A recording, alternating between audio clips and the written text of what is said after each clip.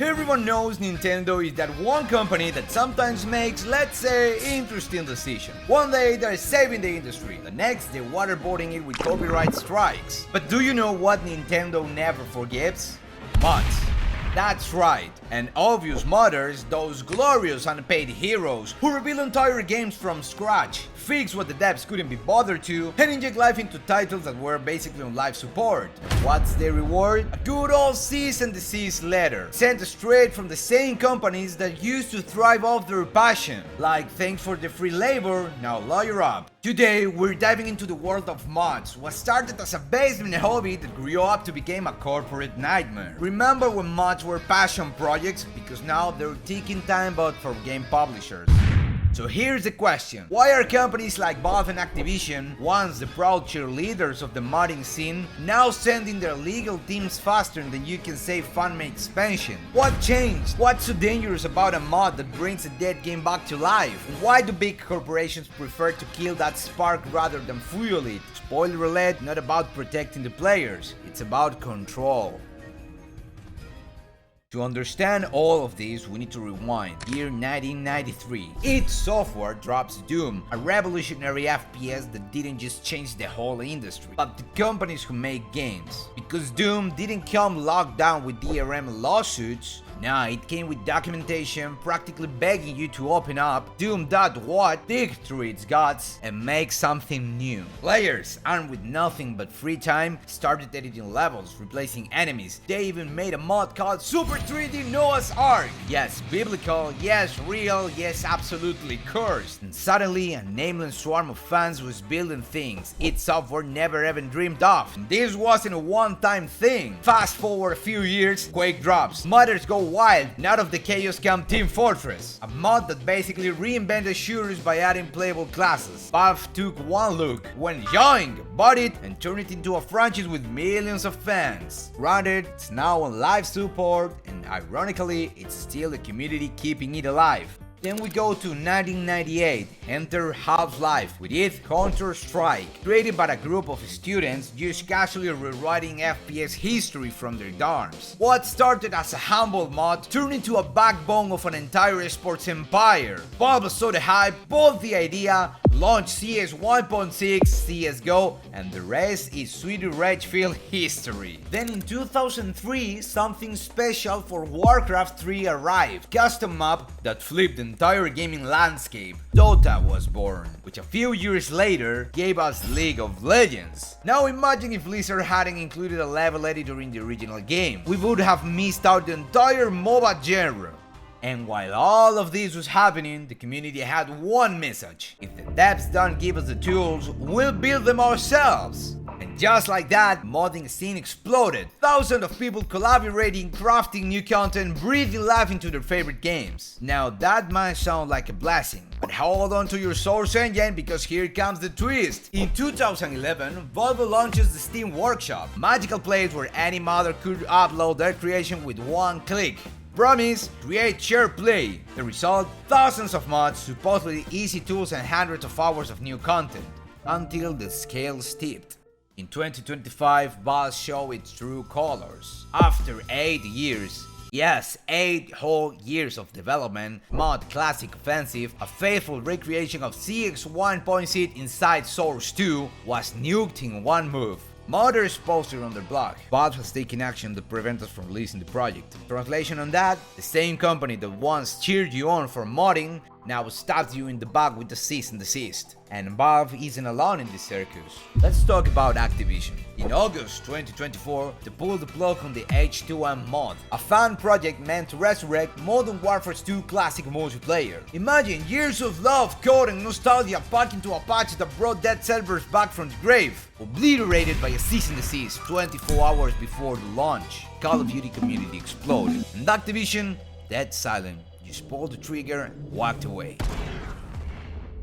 But sometimes it's not even a straight up takedown. Sometimes it's corporate decisions that trample modders like Collateral Damage. Projects like Skyrim, the ambitious plan to pour Oblivion into Skyrim, basically ruined by the sudden drop of the official Oblivion remaster. Or Fallout London, a full-blown post-apocalyptic British experience built inside Fallout 4, completely broken after the surprise update tied to the release of the TV show. No warning, no heads up, just chaos. Would it really be that hard to send modders a quit, "Hey, we're about to blow up your entire project"? Just make them sign an NDA or something. Always the same bureaucracy.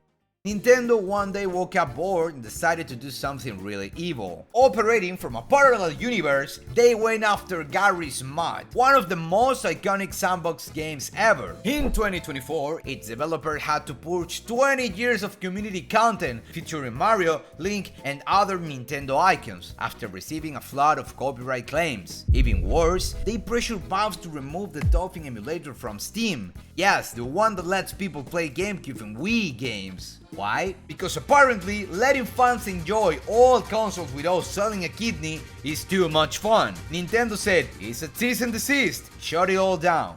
That brings us to the big question. Why are these companies going after modders in the first place? Is it fear of losing revenue? Let's talk Bethesda, strange case. They used to be the godfathers of modding. Skyrim without mods? In 2025, it'd be a fossil. From the start, fans made custom content, and Bethesda was totally cool with it. But then, in 2017, they dropped the Creation Club.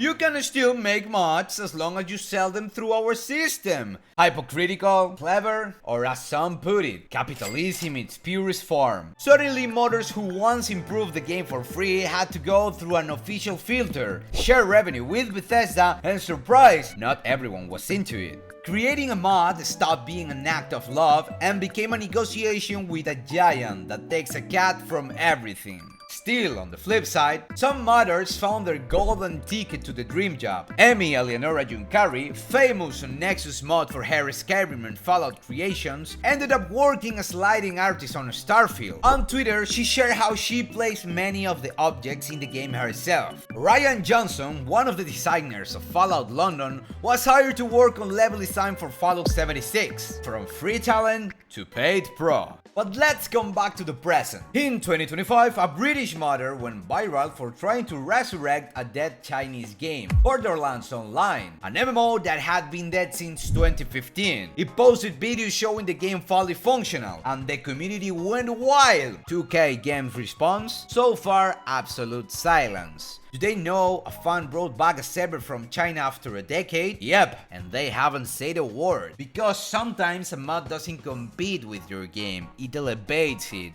This whole dynamic feels contradictory. Companies need mods to keep their games alive, but one wrong spark and they burn the whole thing down. So what's really going on? Is it about brand control, fear that a mod ruins the official experience, losing DLC or remasters revenue, or legal panic over IPs that sneak into mods? The dark side of the industry raises another key question. Why do modders even do all this work? For some, it's pure passion. They want to see Skyrim with hundreds of new weapons and armors, or completely without them. For others, it's a portfolio. A well-made mod can open the doors to a AAA studio. And yes, some are in it for the money. Instead of Corsa, for example, highly detailed racing maps can sell for $10 or $20. But here comes the dilemma. Is it ethical to charge for something that technically isn't yours? Still, it's not all bitter news. Some games survive thanks to mods. Skyrim is still a monster in 2025 because the community keeps feeding it with graphic overhauls, new quests, and weird characters. Without the mods, it would be just another dusty digital memory. Garry's Mod was born as a Half-Life 2 mod. Now it's a standalone game that could make any AAA shooter sweet. Thousands of Steam Workshop mods keep this sandbox alive and wild.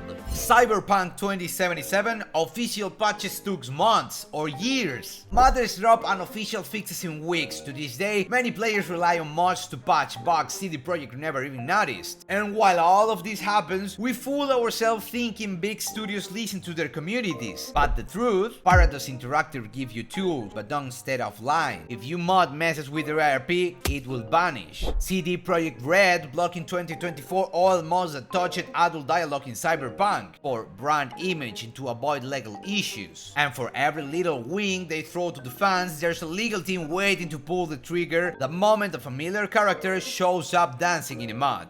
But even after all of this, mods endure. They keep coming on Nexus Mods, ModDB, Steam Workshop, and sometimes on secret sites that bypass the corporate filters. Modders fight for every patch, every texture, every line of code, convinced their work matters more than any $1 million contract, and somehow they survive. Borderlands Online Resurrection is still out there, looking for support with no official word from 2K. Sky Biblion is still moving forward, at least in theory, though we don't really know what keeps the team going.